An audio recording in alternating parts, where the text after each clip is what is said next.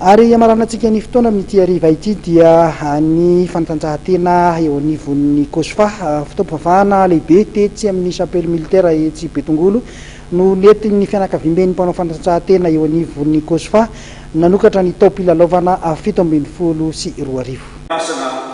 Fitaovam-pivavahana natao teny amin'ny chapelle militaire Betongolo nentin'ny Kosfa amin'ny club de sport de force arena nanokatra ny taopilalaovana 720 sosorana n'Andriamanitra ny zava-bita tamin'ny taona 2023 ankoatr'ireo atleta sy mpanazatra dia tonga nanomezina fotoan'ity ireo tompon'andraikitra isaotsikazy ao amin'ny foloalinda malagasy tamin'izany no nilazany solotenan'izy ireo nandritra ny fampiasa-pitenenana fa ho tsara ny vokatra amin'ity taona 720 sy 2 arivo ity raha ny fahitana ny fahavitsoany tsirairay tsara manamarika fahitana taranja efatra ny volo amin'ny Kosfa taranja raisina dia ahitana ny baolina kitra, basketball, volleyball, handball, rugby.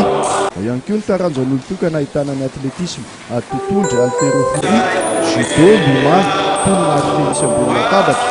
Ao ihany koa amin'ny taranja aby ny karaté sy ny kickboxing. Atleta misa efatra ny sisiny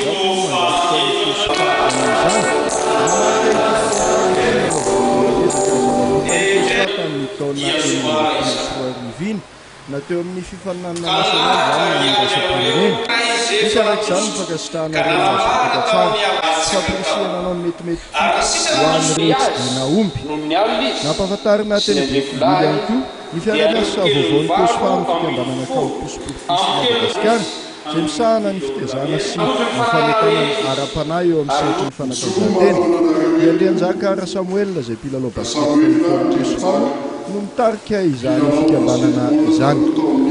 Dia iny fanadihadiana ihany koa topolasy tompoko vavy no ametrahako ny veloma ho mandram-piona ao amin'ny herin'ny an'ito izao indray. Isaorana betsaka ianao tany tokantrano tany nanaraka ny fandaharana mahery hatramin'ny farany. Isaorana ihany koa ireo namana teknisianina niarana natosany fandaharana teo ny namana Zakinora Kotomanana, namana Romain, namana Bosco ary ny namana Laza dia izay ary no masaka azona roso fa dia manome fotoana indray ny fandaharana mahery ho amin'ny herin'ny an'ito izao indray. Aza dino ny gazety mahery mivoaka isan-kerinandro isaky ny zoma ary ny famintinana ny vaovao rehetra izay ny tamin'ity faran'ny herinandro ity dia arahanao anatin'ny gazety malaza raha mipitso veloma tompoko.